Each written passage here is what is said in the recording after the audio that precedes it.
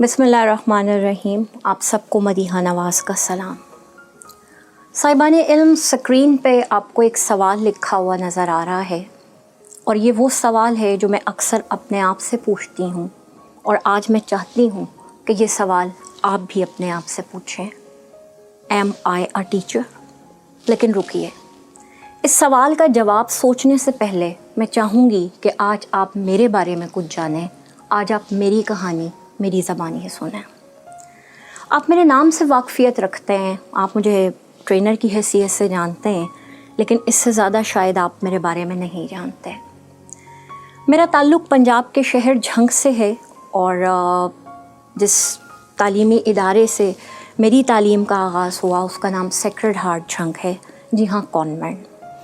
آپ سب لوگ جانتے ہیں کہ کانوینٹ کی ایک ہسٹری ہے، ایک تاریخ ہے، اور کانوینٹ کو یہ اعزاز حاصل ہے کہ یہ پاکستان کا سب سے پہلا پرائیویٹ انگلش میڈیم ادارہ تھا.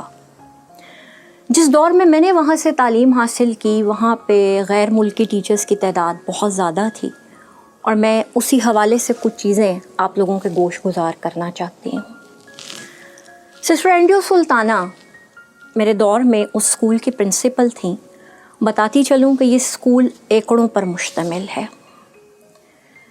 وہ جب اپنے گھر سے نکل کر اسکول میں داخل ہوا کرتی تھیں، اپنے دفتر کی طرف جایا کرتی تھیں، تو ان کے ہاتھ میں ایک بیگ ہوا کرتا تھا جس میں ان کی کاپیاں، ان کی ڈائریاں، ان کے کچھ پین وغیرہ، کاغذ، کچھ اس طرح کی لکھنے پڑھنے کا سامان، کچھ کتب ہوا کرتی تھیں. ہم میں سے ہر طالب علم کی یہ خواہش ہوتی تھی، یہ کوشش ہوتی تھی کہ ہم فوراً لپکیں بھاگیں اور وہ بیگ اٹھانے کی سعادت حاصل کر لیں. میں جب جونیئر کلاسز میں تھی تو میں بڑے بچوں کو وہ بیگ اٹھا کر پرنسپل کے ساتھ جاتے ہوئے دیکھا کرتی تھی، اور میں غور کیا کرتی تھی کہ اس دوران میں جتنا ٹائم لگتا تھا ان کے گھر سے لے کر دفتر تک جانے تک کا، تو اس میں جو پرنسپل تھیں، ہم انہیں مدر کہا کرتے تھے، مدر کچھ نہ کچھ بات چیت کر رہی ہوتی تھیں. میرے اندر بہت زیادہ شوق تھا، مجھے بہت زیادہ، آپ کہہ لیں کہ میرے اندر کیوریوسٹی تھی. میں جاننا چاہتی تھی کہ یہ کس قسم کی گفتگو چل رہی ہوتی ہے.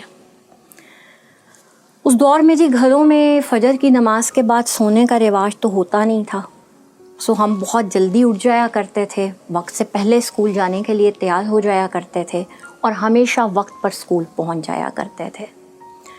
گریڈ 7 میں جب میں پہنچی تو گریڈ 7 سے لے کر گریڈ 10 تک میرے حصے میں یہ سعادت آئی کہ میں نے اپنے اس استاد کا بیگ پکڑا اور ان کے گھر سے لے کر آفس تک کا سفر جو ہے وہ میں نے طے کیا. خاتون کرسچن تھیں. اب وہ کیا بات چیت کرتی تھیں، میں آپ کے ساتھ وہ بات چیت شیئر کرنا چاہتی ہوں. وہ مجھے بتایا کرتی تھیں کہ گراؤنڈ میں کتنے پودے موجود ہیں. میں دہرا دوں، اسکول ایکڑوں پر مشتمل تھا. ایک ایک پودے کی ہسٹری ان کو زبانی یاد تھے. یہ کس وقت لگا، کس نے لگایا، اس کی دیکھ بھال کون کرتا ہے، انہیں ایک ایک چیز کا پتہ ہوتا تھا. چلتے ہوئے وہ مجھ سے پوچھا کرتی تھیں کہ بیٹا کل جب آپ گھر واپس گئیں تو آپ نے گھر جا کے کیا اچھا کام کیا، کیا آپ نے اپنی امی کی، اپنے والد کی کوئی خدمت کی، آپ نے ان کا ہاتھ بٹایا، کیا کیا. خاتون کرسچن تھیں، لیکن وہ مجھے کہا کرتی تھیں کہ جو بھی مذہبی رسپانسبلٹی ہے، اور کیا تھی مذہبی رسپانسبلٹی، وہ بات کرتی تھی کہ کیا نماز پڑھتی ہیں، مدیحہ کیا آپ قرآن پاک کی تلاوت کرتی ہیں.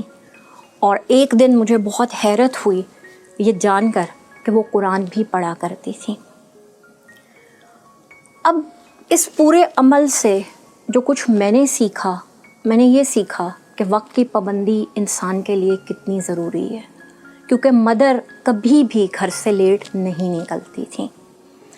اس اسکول کے ساتھ جو میری فیملی کا ایک تعلق واسطہ ہے، جو ایک رشتہ ہے، وہ تقریباً 35 سے 38 سال پر محیط ہے. اور ان 38 سال کے عرصے میں مجھے کبھی پتہ نہیں چلا کہ مدر کبھی بھی اپنے گھر سے لیٹ نکلی ہیں. دوسری چیز جو میں نے ان سے انڈائریکٹلی سیکھ لی، وہ میں نے یہ سیکھا کہ ماحول کا خیال کیسے کرنا ہے. ایکڑوں میں پھیلے ہوئے اسکول میں کبھی بھی کسی بھی کونے پہ، کسی بھی گراؤنڈ میں ہمیں کوئی کاغذ کا ٹکڑا گرا ہوا نظر نہیں آتا تھا. وجہ یہ نہیں تھا کہ صفائی کا عملہ بہت زیادہ تھا، وجہ یہ تھی کہ ہمیں شروع سے یہ چیز سکھا دی گئی تھی کہ کاغذ کو زمین پر نہیں پھینکنا، کچرا زمین پر نہیں پھینکنا. اور اگر کوئی نیا آنے والا بچہ یا جس طرح نیو ایڈمیشن نئے بچے آتے تھے وہ شروع میں کوئی ریپر کوئی کاغذ کچھ بھی نیچے گرا دیا کرتے تھے، تو ہمارے ہاں اساتذہ کرام بچوں کو نہیں کہا کرتے تھے کہ come here and pick up the wrapper, وہ خود مثال بنتے تھے اور وہ خود اس کاغذ کے کچرے کو اٹھا لیا کرتے تھے۔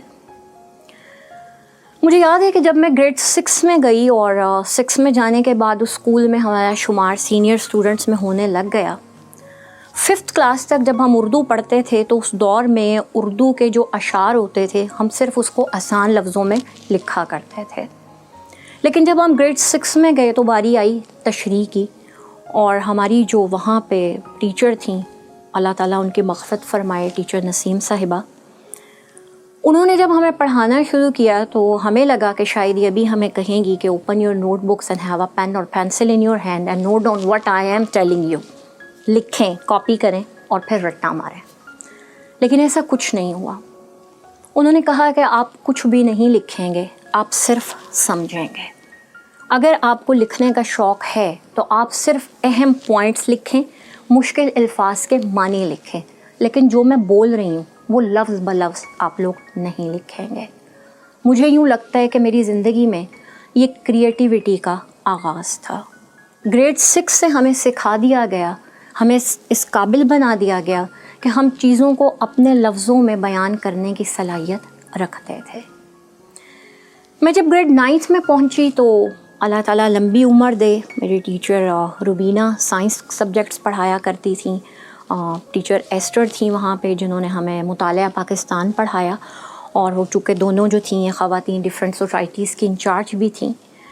تو جو چیز میں نے گریڈ 9 میں سیکھی وہ تھی ایونٹ مینجمنٹ۔ میں جب اپنے میٹریکولیشن ختم کر کے گورنمنٹ کالج جھنگ میں پہنچی تو مجھے احساس ہوا کہ ماحول یکسر مختلف ہے۔ میں نے پہلا ایونٹ اٹینڈ کیا اس کالج کا، پارٹیسپیٹ کیا، 5-6 چیزوں میں حصہ لیا اور سب میں میری پوزیشن تھی، میں فوراً ہائی لائٹ ہو گئی، اور جب اگلے ایونٹ کو کنڈکٹ کرنے کا موقع آیا تو میرے اندر اتنی ہمت تھی کہ میں نے پرنسپل کو کہا کہ ma'am I do want to conduct that very event, میں اس ایونٹ کو کنڈکٹ کرنا چاہتی ہوں۔ اچھے اساتذہ ملے۔ اردو کی اگر میں بات کروں تو خالد صاحبہ تھیں جن سے میں نے FSC میں اردو پڑھی، اور انہوں نے اسی ٹریڈیشن کو آگے چلایا۔ وہ کہا کرتی تھیں کہ مشکل الفاظ کے معنی لکھیں، سنیں، خود جا کے گھر جا کے نوٹس پریپیئر کریں، میرا بولا ہوا کاپی پر لکھ کر رٹا نہ ماریں۔ تو اردو کی کلاس جو تھی وہ ہمیشہ سے اچھی لگتی تھی اور میرا دل کرتا تھا کہ سارا دن اردو ہی چلتی جائے۔ انگریزی کی بات کروں تو وہاں بھی کچھ ایسا ہی سلسلہ چلا۔ اب آتے ہیں سائنس کے مضامین کی طرف۔ میں سبجیکٹ کا نام مینشن نہیں کروں گی، استاد ہمیشہ قابل احترام ہوتے ہیں، میں اپنے استاد کا نام بھی مینشن نہیں کروں گی، لیکن میں آپ کو بتانا چاہوں گی کہ ہوا کیا۔ ہوا یہ کہ کلاس چل رہی تھی، ہماری جو اس وقت لیکچرر تھیں وہ کچھ ہمیں سمجھا رہی تھیں، اور میرا ہاتھ بار بار اوپر جاتا تھا سوال کے لیے، اور جیسے ہی ہاتھ اوپر جاتا تھا ان کی نگاہ پڑتی تھی تو وہ سر کے اشارے سے یوں مجھے روک دیتی تھیں۔ پھر انہوں نے باقاعدہ بریک لی اور اناؤنس کیا، انہوں نے کہا کہ مدیحہ ڈیورنگ دا لیکچر آپ نے مجھ سے کوئی سوال نہیں پوچھنا، آپ نے جو بھی پوچھنا ہے وہ آپ لیکچر ٹائم کے بعد میں پوچھیں۔ اب ایک لحاظ سے ٹھیک ہی تھا، ڈسٹربنس ہوتی، لیکن جو اس کا ایک امپیکٹ میری لائف پہ آیا وہ یہ آیا کہ وقت ہمیشہ کم ہو جایا کرتا تھا، سوال کرنے کا کبھی موقع ہی نہیں ملا۔ اس کا نتیجہ یہ نکلا کہ میری اس سبجیکٹ میں دلچسپی نہ ہونے کے برابر رہ گئی، اور اس کا چونکہ اب آگے آپ دیکھیں کہ سائنسز کے سبجیکٹ کی انٹر لنکیجز بھی ہیں اوبویسلی، تو اس کا نتیجہ یہ نکلا کہ میں آہستہ آہستہ کتب سے دور ہونا شروع ہو گئی۔ میرا جو زیادہ وقت تھا وہ لائبریری میں گزرتا، میرا زیادہ وقت جو تھا وہ ڈیبیٹس، ایکسٹرا کریکولر ایکٹیویٹیز کی تیاری میں گزرتا۔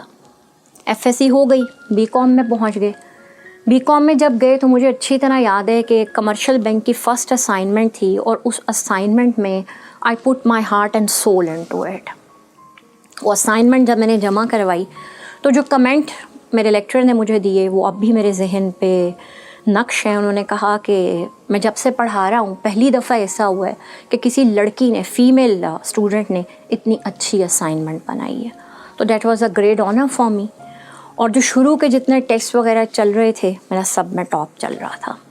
لیکن پھر وہی مسئلہ کہ سوال نہیں پوچھنا. یہاں تک کہ مجھے آفس میں بلا کے کہا گیا کہ آپ جو سوال پوچھتی ہیں ان کے جوابات اساتذہ کو نہیں آتے، تو آپ نے اگر سوال پوچھنے ہوتے ہیں تو آپ کمرہ جماعت میں سوال مت پوچھا کریں، فری ٹائم میں آپ کا جو بھی فری بریک ٹائم ہوتا ہے آپ اس میں بیٹھ کے ٹیچر سے بات چیت کر لیا کریں. اس وقت جو میرا کنسرن تھا وہ کنسرن یہ تھا کہ سوال تو موقع محل موقع کے حساب سے ذہن میں آتا ہے، اور اگر اسی وقت اس کو سیٹسفائی نہ کیا جائے، جواب نہ دیا جائے، تشفی نہ کروائی جائے، تو پھر ذہن بعد میں دیے گئے جوابات کو ایکسیپٹنس نہیں دیتا. اور صاحبان علم میری کہانی میں بھی یہی ہوا کہ میں ایک دفعہ پھر ڈی ٹریک ہو گئی. یہ پوری کہانی آپ کو سنانے کا مقصد کیا تھا؟ یہ پوری کہانی آپ کو سنانے کا مقصد یہ تھا کہ استاد کا کام صرف کانٹینٹ کو ڈیلیور کرنا نہیں ہوتا. استاد کا کام ہوتا ہے اس کانٹینٹ کو دل اور ذہن میں بٹھا دینا. استاد پرسنالٹی ڈیولپمنٹ کرتا ہے، استاد ہیبٹ انکلکیشن کرتا ہے. اب آپ سوچئے کہ ایم آئی اے ٹیچر، اور اگر آپ استاد ہیں تو کیا آپ پازیٹیوٹی اپنے بچوں کے اذہان پر، ان کے دلوں میں نقش کرنے میں کامیاب ہو رہے ہیں؟ کیا آپ بچوں کی عادات بدلنے میں کامیاب ہو رہے ہیں؟ کیا آپ بچوں کے مائنڈز کی، ان کے سوالات کی تشفی کرنے کی اہلیت رکھتے ہیں، کوشش کرتے ہیں؟ اور اگر آپ یہ سب کچھ کر رہے ہیں تو پھر میرا آپ کو سلام، because you are a teacher. اور اگر میں اپنا جواب آپ کے ساتھ شیئر کروں، 23 سال ہو گئے مجھے اس فیلڈ میں، اور کریئر جو تھا جھنگ سے شروع ہوا، گیریزن کو سرو کیا، جھنگ پبلک اسکول کو ایز اے ہیڈ سرو کیا، میں بیگن ہاؤس کے ساتھ ایک کی پوسٹ پہ رہی، میں کپس کے ساتھ ایز ہیڈ کریکولم کے طور پہ انوالو تھی، میں ان کے ٹریننگ ڈپارٹمنٹ کی بھی ہیڈ تھی. پنجاب گروپ کی اگر میں بات کروں تو میں وہاں بھی ٹریننگ ڈائریکٹر ہی تھی، ٹریننگ کے ڈپارٹمنٹ کو دیکھ رہی تھی. میں اگر لیبس کی بات کروں تو میں وہاں پہ مینیجر فرینچائز سپورٹ کے طور پہ کام کر رہی تھی. اور ڈی ایس ڈی میں پچھلے کوئی 5.5 سال سے الحمدللہ میں ان کے ساتھ وابستہ ہوں، اور گریڈ 17، 19 اس میں pedagogy, lesson plan, quality education ہو گیا، آپ کا curriculum development, how to develop a textbook from the curriculum, میں ان ساری چیزوں سے وابستہ ہوں. بہت سے اشاعتی ادارے ہیں اور پبلشنگ ہاؤسز ہیں جن کو میں نے سرو کیا ہے ایز اے ٹرینر. اور میں جب بھی اپنے آپ سے یہ سوال پوچھتی ہوں تو میرا جواب ہوتا ہے کہ نہیں. آپ بھی آج اپنے آپ سے پوچھئے، ایم آئی اے ٹیچر. خیال رکھیے گا. اللہ حافظ.